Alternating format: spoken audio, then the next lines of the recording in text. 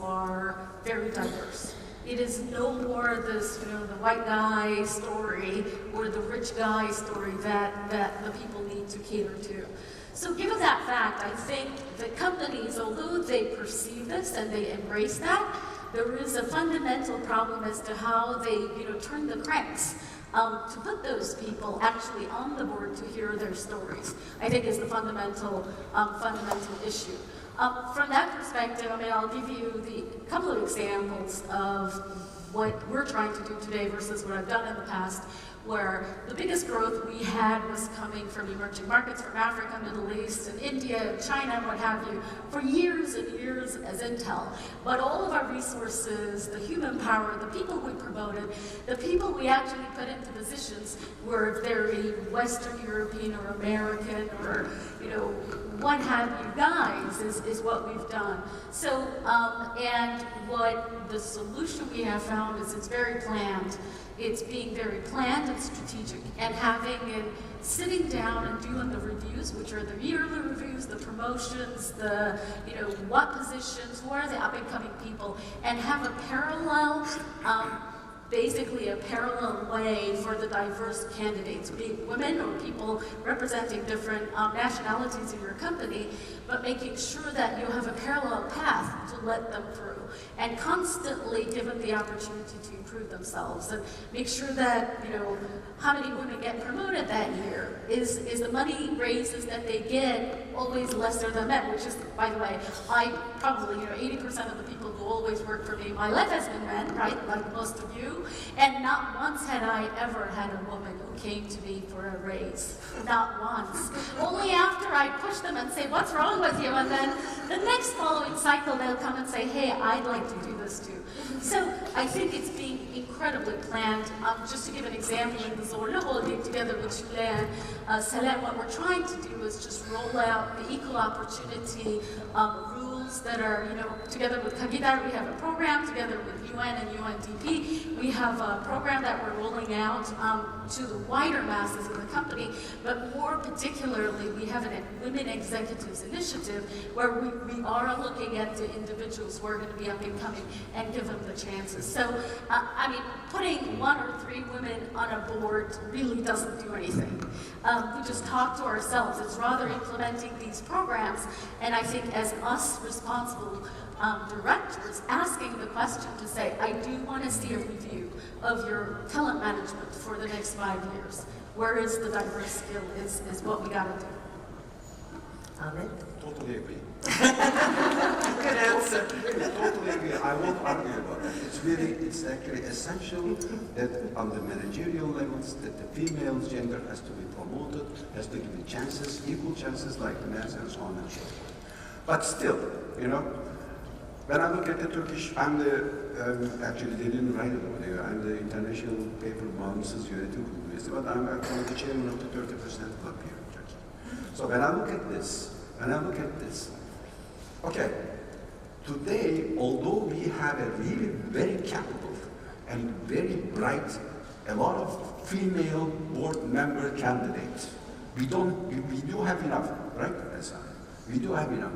Why don't we have still those ladies doesn't have this chance? It doesn't necessarily relate to that the ladies, the female genders are not coming from the tunnels. The tunnels are, okay, it has to be. But look at today the pool. There is actually really a very nice pool in Turkey, and we do still have these poor numbers. So from my point of view, the deep root cause of this is actually the mentality of the male gender. The mentality. This has to be changed. The male gender has to be more smart. The male gender has to be actually forget to be carelessness, that they don't care, they do not think about that. So we have to educate us, us.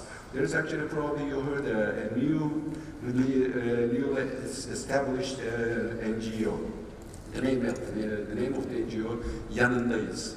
Yanındayız is actually consisting out of 42 founding members, just males, Okay, of course, if some females would like to attend to this NGO, of course, most welcome. But the thing is actually starting from the male gender to understand actually the beauty and the richness that female gender could bring to the boards, to the managerial levels. This is what we have to think about that. I have to start to work and to change my own mind. Before I said, okay, now there is not enough capable and well-educated or whatever the ladies, they should deserve to be on my board. No, this is not the right thing. There is enough and really well-furnished, well-established female candidates around that in order to improve those numbers. This is what I would say. Thank you. I'll add one thing from my own experience, which is in 2002 in my own organization, we started a so-called Women's Initiative. We were very proud of ourselves because we were fairly early, I think, for professional services companies.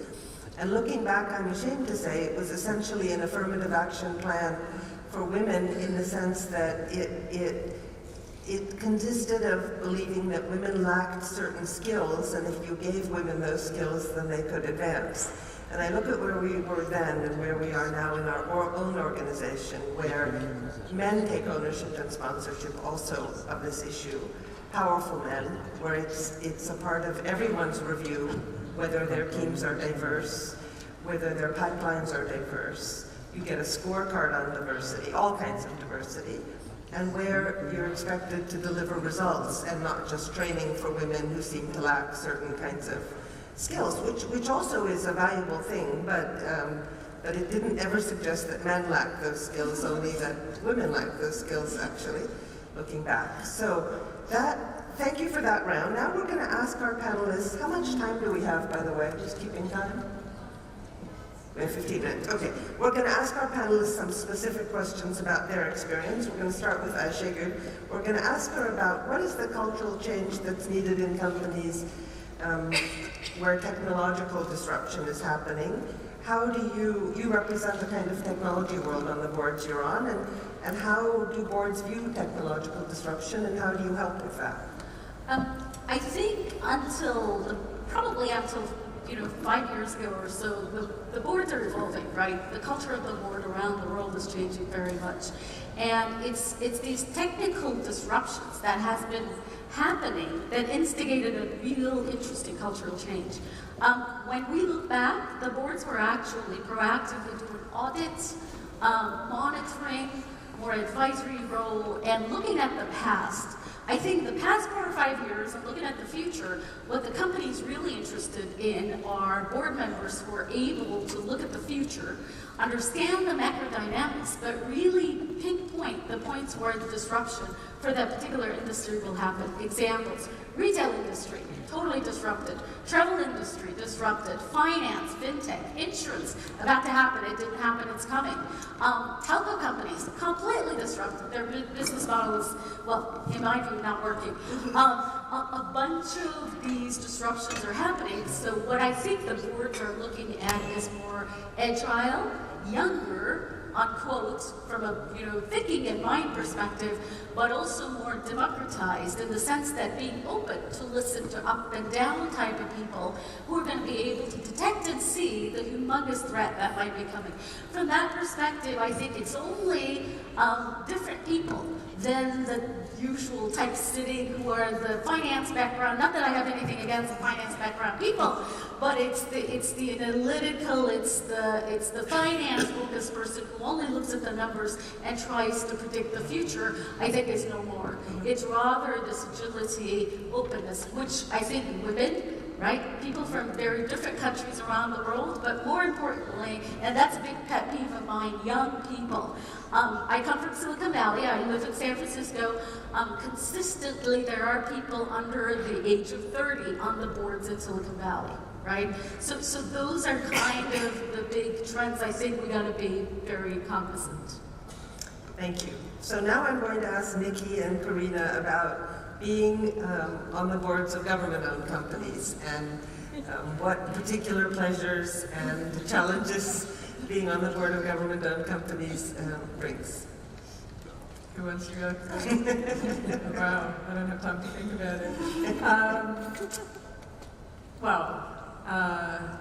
They bring lots of challenges. Look, I think it's very hard to get out of the government mentality. So quite often, certainly in my experience, a company that's had a dominant government shareholder sort of tends to think of the organisation as a government department. Corporate governance is often happening, and actually because they're a majority shareholder, it doesn't really matter whether it's a government or somewhere where you've got a dominant shareholder.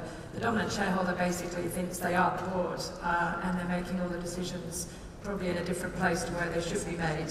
So the first thing is you have to bring that into the board and actually make the board responsible for the real decisions that have to be made. And I think that's probably one of the biggest challenges that exists. And there's lots of things that happen around organisation of boards and things like that.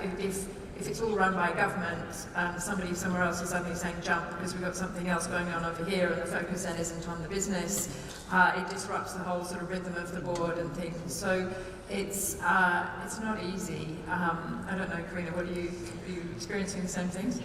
I'm not sure that my company is necessarily representative of many state-owned companies. It certainly thinks it's an IOC, an international oil company. My colleagues get very miffed if I remind them that we actually technically are an NOC, a national oil company. Our self-image is of an international oil company. And so I think probably culturally it's a bit of a hybrid, but definitely I would concur some of the big decisions happen elsewhere. They just do. And I think what often happens in controlled companies, exactly as you say, is that there's a bit of a tug-of-war about who owns the decision-making process. And, it's an open question to my mind whether the real decisions are really taken in the board or whether they are approved by the board, which is a very different thing. So, but I would also say, and this is a very interesting flip side that can be positive, and you can see this also in other types of controlled companies, whether they be family controlled or, family, I would say, is this question of long-term versus near-term focus as opposed to a widely dispersed ownership. We are owned by the government. We're in the oil industry. We are in an industry that is got its nose up against a massive existential challenge, which is look outside the window, and it's called climate change.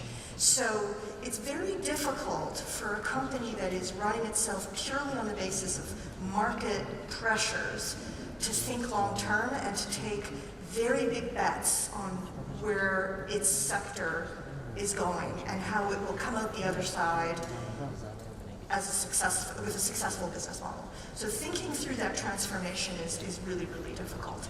If you have a government controlling shareholder that has the public interest at heart, and that's a big if, that has the public interest at heart, it can be easier to take that long-term view. If you have a country that has articulated a national energy strategy that is very ambitious in respect of conversion to clean energy, it does give you some scope to take big bets in this type of transformation. I'm not saying it's simple, it's actually very fraught and there are lots of countercurrents, but I would say that it can be the case that having a controlling shareholder can actually be a help rather than a hindrance when confronted with that particular type of challenge. Yeah, I think it's very true. It's not always a hindrance having one shareholder that knows what they want to do. But I think when I've dealt with dominant shareholders, and again, this isn't just government ones, it's also private ones. I said I was chair of a private firm. I do find strategic thinking is a massive challenge for a lot of those organisations. They're not thinking in the long term, like you said, they're not necessarily looking out the window, they're just looking at sort of what's going on here, and they tend to be monopolies in a lot of cases. So actually they can afford probably to be a little bit more complacent, which isn't always a good place when you're trying to get them to think strategically. I'll ask Lisa one question, then Ahmed a final question. I will also say that listening to this panel, everybody here has been a foreigner on a board, if you will, in a different country, and has also been on a board in, it sounds like, the country where they're from. I think that's a correct summary. And foreign is also in the eye of the beholder, because I spent the first 20 years of my career having one main office in New York and many outside of the US, and having everybody outside of the US referred to as a foreign office and a foreign partner. And that finally got fixed so that everybody is part of an international or global organization and nobody's a foreigner or a foreign office anymore. But we all have that foreign versus domestic perspective as well. So Lisa, you have the foreign perspective, and you also are a board member on a joint venture company where you have not one but two controlling shareholders. So maybe you could tell us a little bit about that experience. So maybe just a little bit of background on the board. We're equal ownership from our two shareholders, and then we have a portion of our company that's also publicly traded. But our two owners each populate half of the board, and they are equally represented, but they bring very different backgrounds. So one brings depth in automotive, one brings depth in the country, political environment, and the business environment in which we do our day-to-day business. So they bring very different perspectives. That's a gift because there's naturally, therefore, a desire to pull from each other's skill sets, which is very helpful. It has its moments of challenge where there's just a different headset. So I've watched conversations between somebody who's talking about an automotive issue that they've been experiencing for 30 years, speaking to somebody who doesn't have the same knowledge of that automotive issue, and they're trying to communicate at completely different levels of understanding of the same problem, both with valid perspectives, but a completely different set of perspectives on that problem. Again, that brings its gifts, but on certain days it brings also some challenges. I think coming into that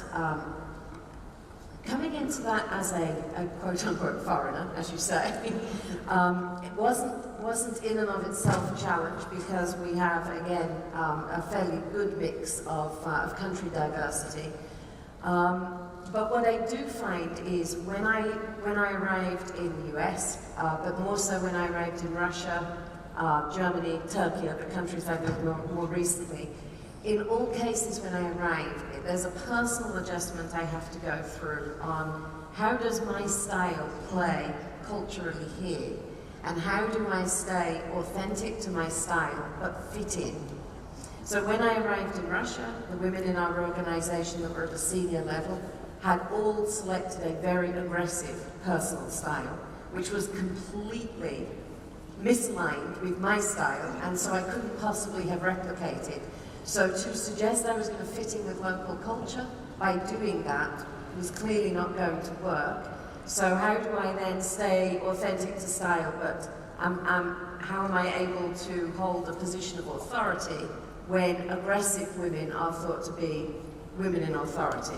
So having to think through that adjustment in personal style, I've had to do that. I did it in Russia, readjusted in Germany, readjusted again in Turkey. So to me, it's a very conscious effort to say, how do I use now that diversity of background, but staying true to style? How do I use it in this environment? What I think is interesting, though, is it doesn't change wherever I go. The need for that to be a personal act doesn't change, and despite the fact that I'm on a very diverse, apparently diverse by numbers board, right, I still have to make that a very active choice to manage my own style, to bring it into the culture, versus it being sort of something that happens as a result of the diversity around me, which I think is probably reflective of the journey that companies are on in general in thinking of diversity as a skill versus individuals thinking of their diversity as something they bring to the party. As an attribute, yeah. Last question for Amit, which is that you are on the board of a New York Stock Exchange listed company that has no controlling shareholder, International Paper. Do you feel welcome on that board, and what special, and being in a very regulated market where the obligations and the liabilities of directors are very well spelled out, do you feel welcome, and what special pleasures and challenges does it bring to be on the board of International Paper? Well, actually, if I go back, this was the year 2010, sometimes in full time. When I got this offer for the first time, it was a search company. Actually, the members of the search companies here, it was Alexander. So I was actually pretty much surprised, you know, it's a kind of Fortune 500 companies, and I'm sitting over there. So they didn't name the name of the company. I didn't know about anything. And I thought that somebody's joking with me. I guess I would be interested. So, but then, actually, what I did bring to this... He actually thought it was a scam. It was a scam, that's what he told us. That somebody was yanking his chain. So, actually, you know, until the very last moment, I didn't know the name of the company, but afterwards it popped out that I knew the company because of my former employee, because this company has got a joint venture with someone holding at the time, and I was the chairman of this joint venture company, so they knew me. But the period, which is about 4 or 5 months' time, I was actually pretty much in interaction with Alexander, and they were practically training me from a distance what is about to be a board member by SEC, by New York Stock Exchange Market. So what are the liabilities? And they sent me hundreds of pages of material to read and to understand, and then every time they ask me back, and then I said, okay, are you still willing to do that? You know, are you still willing to do that? After reading all those things, did you understand that? Are you still willing to do that? And so on and so forth. And I've been actually invited to New York, and I had a really very long interviews with the nomination committee, so 3 or 4 board members. So at the end of the day, it started 2010, it was full time, and then by the 2011 General Assembly, I have been assigned as a board member. At the very first time when I got those people in front of me, I must really honestly admit, I felt myself really very much intimidated. Yeah, astronauts and that kind of thing. Yeah, you know, very much intimidated because my peers are, you know, look at the guys like the chairman of the FedEx, and the board member of the FMT, and the United Technology. You know, I'm coming actually from a country like Turkey. Okay, Sabancıoğlu is not a small thing, but compared to that, it's actually, you know, it is something. And then, although you can actually to a certain extent speak the languages, but when you got there, the abbreviation that the US guys are using, you know, especially the jargon of the SEC. Damn it, you know, that's actually, I need to learn really a lot. So what did I guess why I am still at the board, why they are still keeping me on the board. This is, as I said it earlier, this is really a huge international company operating in all the continents of the world, which is about $30 billion company from the turnover point of view. And I'm the only one who can bring a certain perspective outside of America, how the things to a certain extent may happen, can happen in Europe, in Middle East, and eventually to the Far East, because I have also some Far East experience. So that is probably that I do contribute to them. And so, well, I do to a certain extent agree with Ayşegül. There are numbers of companies in the US, really very mature industry, so you need to be financial literate, you know, you have to understand from the balance sheet, P&L, and so on and so forth. So I'm the member of the audit committee of this company, and as well as the member of the PPA, they call it Public Policy, Protection and Environment and Health Committee.